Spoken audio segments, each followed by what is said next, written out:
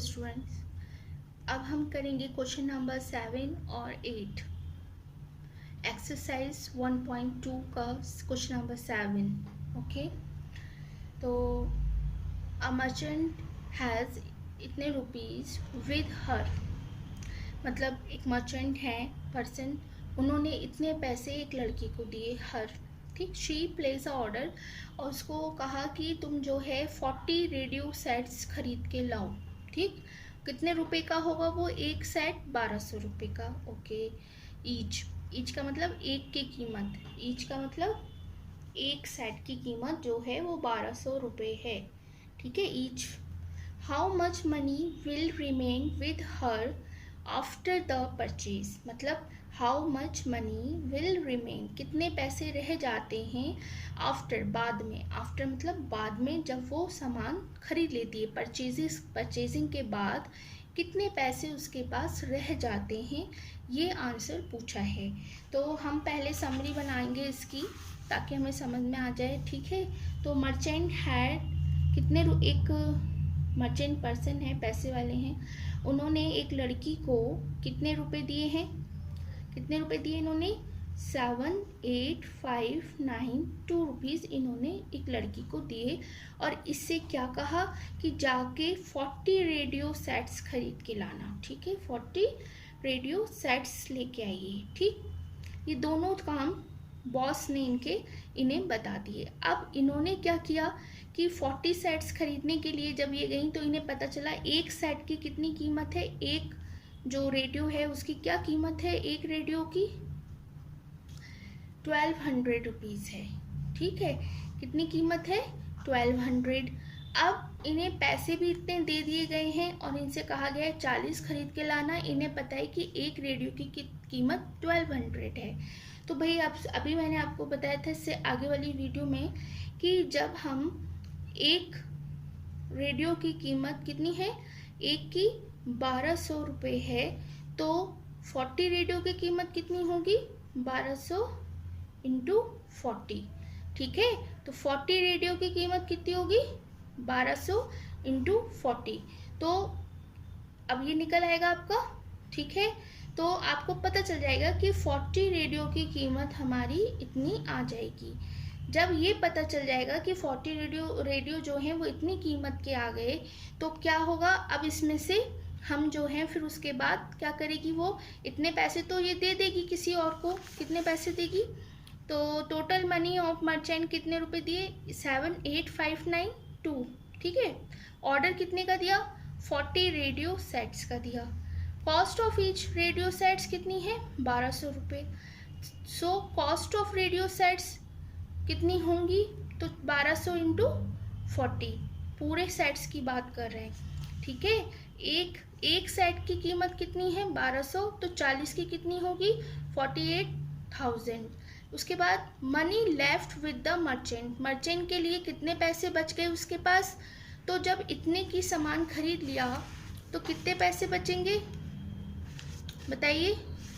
ये तो हो गया आपका 48 और 3 0, इतना जो है इतनी कीमत हो गई आपके कितने रेडियो सेट की? 40 की। तो अब इतने पैसे उसने इतने पैसों में से खर्च कर दिए, ठीक है, इतने पैसों में से इतने पैसे खर्च कर दिए। तो अब उसे वापस देने हैं ना बॉस को पैसे, तो कितने पैसे वो वापस देगी? तो इसमें से इसे वो माइनस कर देगी। तो कितने पैसे रह जाएंगे मर्चेंट के पास? 7,8,5,9,2 माइनस 4,8,0,0,0। सिंपली आंसर आ जाएगा कि इतने पैसे रह गए, मतलब 30,592। बात समझ में आ रही है? देखिए यहाँ पे मैंने साफ लिख दिया क्योंकि इसमें प्रेजेंटेशन इंपॉर्टेंट होता है। तो so cost of the 40 radio sets 40 into 1200, 48,000 आ गया। कितने पैसे रह गए? कितने दिए थे? इतने दिए थे, ठीक है। अब इतने दिए थे, इतने खर्च कर दिए, तो कितने रह गए? माइनस कर देंगे भाई, इतने दिए थे, इतने खर्च हो गए, माइनस कर गए, तो इतने पैसे उसको मर्चेंट को देने पड़ेंगे, ठीक है। उसके पास बच गए 30,592 रुपीज़। बात समझ में आ गई? अब इसी की छोटी सी बात में इसमें आपको एग्जाम्पल दे देती हूँ, अगर मतलब समझना है तो। Become a more intelligent.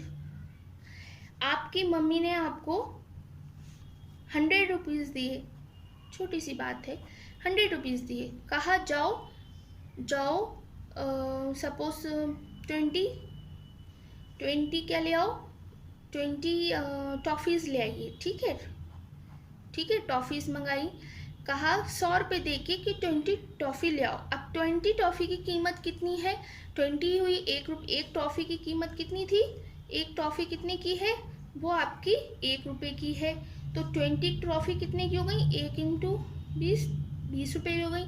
तो ये तो आप ओरली कर सकते हैं कि भाई 20 रुपये की आएंगी मम्मी, 100 रुपये दिए आपने, 20 रुपये की आएंगी, तो मम्मी कहेंगी कितने बचे, तो आप क्या कहेंगे, mummy 100 out of -20 and that is 80 rupees. तो आप मम्मा को अपनी 80 रुपीज़ वापस करेंगे ना जब आप 20 टॉफ़ीज़ ले आएंगे। बात समझ में आ गई ना, यही बात वो यहाँ कह रहे हैं।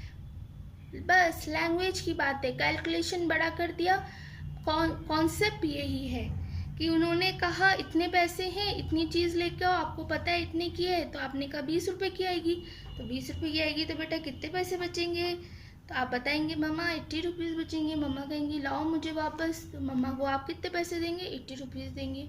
ठीक है, बात समझ में आ गई। Okay, thank you. अच्छा हाँ, दूसरा वाला भी बताना है, सॉरी। ओके,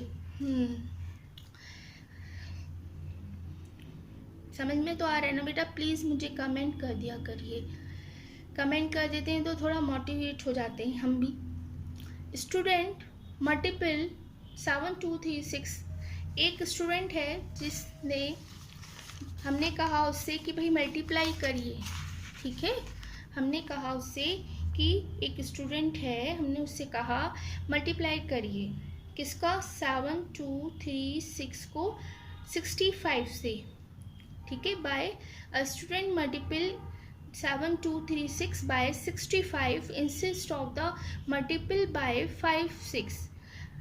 एक स्टूडेंट है, उसने 7 2 6 को मल्टीप्लाई कर दिया 65 से बजाय 56 के।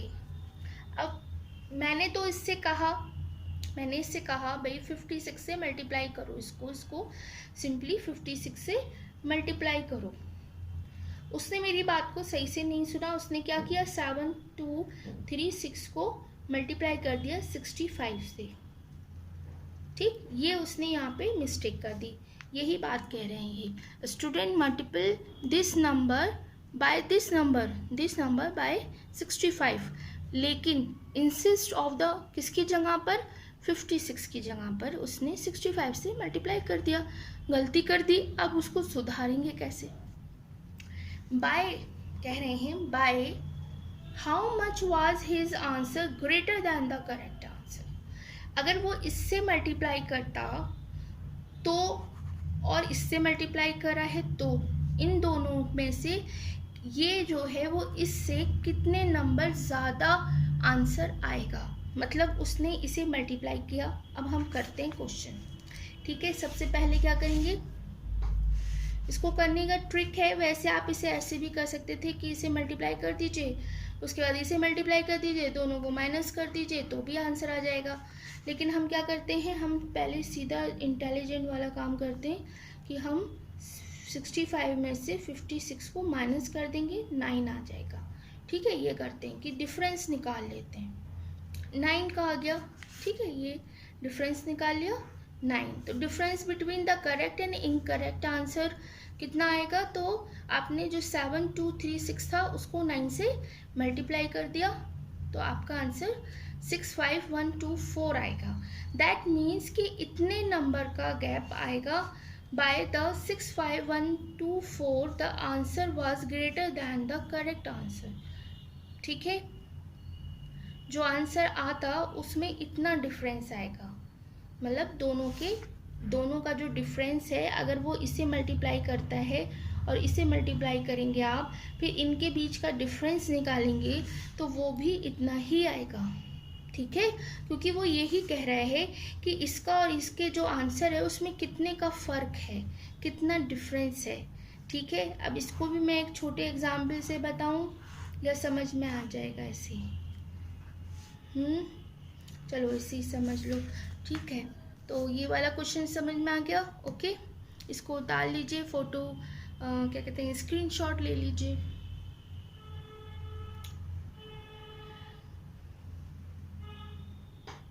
ओके, थैंक यू बेटा।